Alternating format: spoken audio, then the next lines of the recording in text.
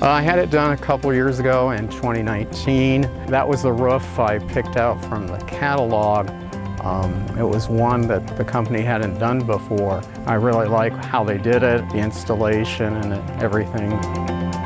I said I had to have a leaf gutter system put on my current gutters, and so they did that. I wanted a V shape on the top side of the chimney so that the water for the rain and the snow would come down the sides, and they constructed that for me. Since 2019, the roof has held up very well. I did have a caulking issue at one point, and Jonathan came out and took care of that right away, same day. If somebody wanted a roof, I would definitely recommend Clayton Hoover, not only because of their concern about construction and how it went on, and particularly the cleanup afterwards was excellent.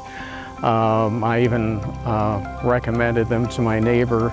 Their price points are something that are really, really good.